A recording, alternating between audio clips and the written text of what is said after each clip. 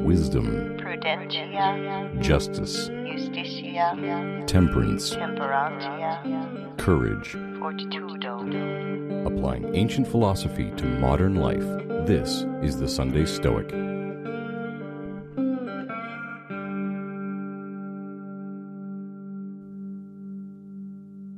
Welcome to the Sunday Stoic Podcast. This is Steve, coming to you from Conway, Arkansas. And this week we are continuing our journey through the Enchiridion. The Enchiridion is basically a distilled version of the teachings of Epictetus. So when we make whiskey, we take grains and and water and yeast, and we let the yeast create alcohol from the sugars in the grains, and then we basically have what you might consider almost a beer at that point. And then you put that in a still, which concentrates that alcohol down to the final product. The Enchiridion is like that.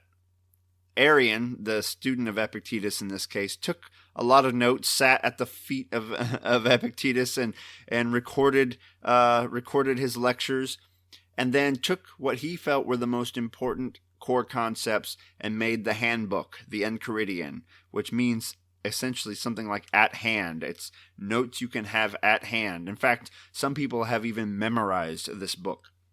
So it's short, bite-sized teachings that you can always have with you, these pithy sayings, these pithy ideas that can help you lead the good life. And this episode follows the last episode where we talked about putting our ideas into practice rather than simply going on and on and on about them.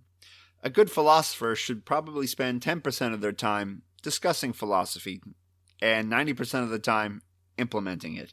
But a lot of us invert that and have the incorrect ratio. We talk about it far more than we actually implement. So we need to watch ourselves, be mindful of our actions, of our principles, and start simple. If we try to embrace the whole of Stoic philosophy all at once, it's like trying to pick up the Great Pyramid. We're just going to fail. But if we pick up a pebble at a time and add it to our pocket and build ourselves up, pretty soon we will be further along the road than we may have expected.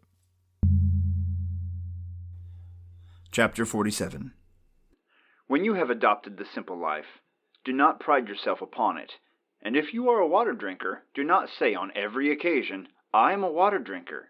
And if you ever want to train laboriously, keep it to yourself, and do not make show of it. Do not embrace statues. If you are very thirsty, take a good draught of cold water and rinse your mouth, and tell no one. Chapter 48. The ignorant man's position and character is this: he never looks to himself for benefit or harm, but to the world outside him. The philosopher's position and character is that he always looks to himself for benefit and harm. The signs of one who is making progress are: he blames none, praises none, complains of none, accuses none, never speaks of himself as if he were somebody, or as if he knew anything. And if anyone compliments him, he laughs in himself at his compliment, and if one blames him, he makes no defense. He goes about like a convalescent, careful not to disturb his constitution on his road to recovery until he has got firm hold. He has got rid of the will to get, and his will to avoid is directed no longer to what is beyond our power, but only to what is in our power and contrary to nature. In all things he exercises his will without strain. If men regard him as foolish or ignorant, he pays no heed. In one word, he keeps watch and guard on himself as his own enemy, lying in wait for him. Chapter 49. When a man prides himself on being able to understand and interpret the books of Chrysippus, say to yourself, if Chrysippus had not written obscurely, this man would have nothing on which to pride himself. What is my object? To understand nature and follow her. I look then for someone who interprets her, and having heard that Chrysippus does, I come to him. but I do not understand his writings, so I seek an interpreter. So far, there is nothing to be proud of, but when I have found the interpreter, it remains for me to act on his precepts, and that alone is a thing to be proud of. But if I admire the mere power of exposition, it comes to this, that I am turned to a grammarian instead of a philosopher, except that I interpret Chrysippus in place of Homer. Therefore, when someone says to me, "Read me Chrysippus," when I cannot point to actions which are in harmony and correspondence with his teaching, I am rather inclined to blush. The first reading here is a little weird from the modern perspective, but it's basically saying don't brag about your training. Don't be a show-off. Don't go out there saying, "Oh, I'm working out. Oh, this weight's so heavy." Just grunting and groaning, trying to make a show of how hard you're working. That's not the Stoic way. Don't go around bragging about your training. Don't show off. Don't embrace statues like the Cynics used to do, where there would be a cold statue in the winter and they would just walk up bare-chested and hug it. Like, I can take the cold. I'm a manly man. That's not exactly what we're supposed to do. We're supposed to modestly go about our lives as Stoics. He says if you take a sip of water and spit it out, which was a way for Stoics to practice being tolerant of thirst. So you would rinse out your mouth but not actually swallow the water. You don't have to make a show of it. Now, this is different than what Epictetus says elsewhere, where he says, if you do a good deed, don't hide it. So that's actually when you put these actions these ideas into practice, you don't hide being a good person. But you don't have to make a show of your training. You don't go around blabbing that you're a philosopher and try to get into arguments all the time and things like that. You are just supposed to do what you can to do a good job in this world and not make a fool of yourself.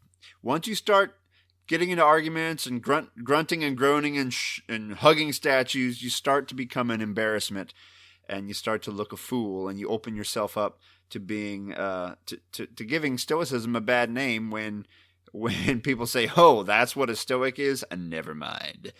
So we want to keep that in mind. Then he goes on to the next reading where he has a really good reading here about what it means to make progress. So when you start to make progress, so first of all, when you're new to Stoicism, you're going to look to external things for happiness. Wealth, money, happiness, all those sorts of things. But someone making progress looks within for both the good and for blame. So they blame nobody, they praise nobody. They don't say, "Oh, that son of a gun, they're the ones that caused this problem. They're the reason why I blah, blah, blah." You don't do that. They're not going to complain. So things are the way they are. They might take action to correct things, but they're not going to sit around and complain because what good does it do? Nothing. They don't do it. And they're fine saying they know nothing, just like in the reading we did on the last episode. People will say, "Hey, you don't know anything. You're an idiot." And you go, "Yeah, okay." You're fine with insults. So start learning how to accept insults and moving forward, and then also learn how to accept compliments without them inflating your ego. You go, "Okay, all right, don't compliment me. I know me better than that. You don't know me as well as I know me. And yeah, sure, I did one thing that you felt was worthy of a compliment. But if you weighed that against all my faults, you'd run away screaming." So as we're growing, we act as a patient recovering from an illness. So if you just had your appendix out, you're not going to go jogging the next day. You're going to slowly take your time, and you're going to be very careful. You're not going to expose yourself to temptations. You're going to be very cautious about how you walk, where you step, how much you take on outside of your normal life. You're going to be very cautious, and that's what he suggests we do as Stoics. We take life as a patient recovering. And then lastly, we realize that we are our own worst enemy, and we have to watch ourselves carefully, knowing that we can deceive ourselves like no one else. And you know that's true. We can justify anything if we really want to. And so we have to ensure that we're living by our principles and that we're watching ourselves closely.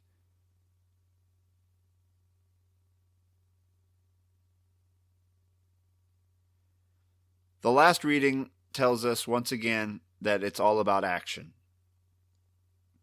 When we're reading the Stoics, we have to make sure we're reading for the right reasons. We're reading because they are interpreters of nature, interpreters of the best way to live. And that's why we are interested in what they have to say. There are other interpreters as well. Check out Buddhism, check out, other great works. But they are interpreters of how to live. And so our goal, as he says here, is to understand nature and to follow her.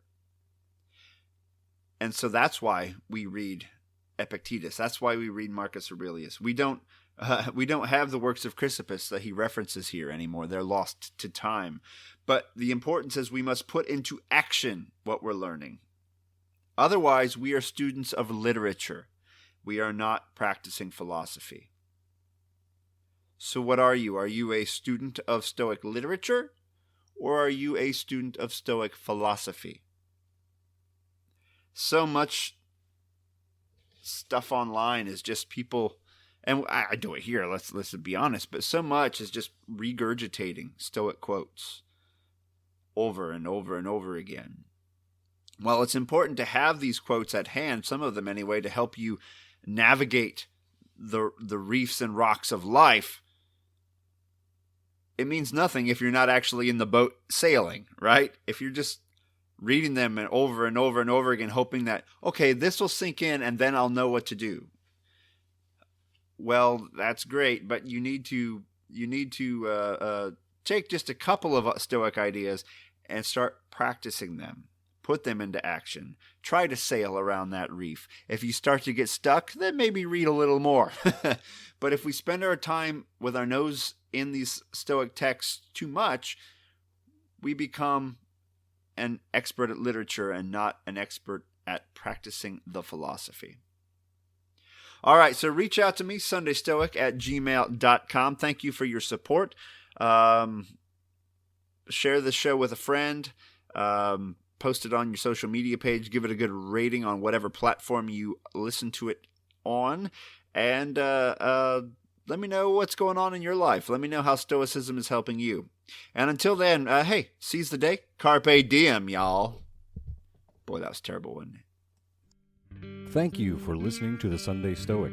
Become a member of the Sunday Stoic team. Earn rewards by becoming a patron at www.patreon.com/SundayStoic. Contact the show by emailing sundaystoic@gmail.com. And as Steve always says, carpe diem.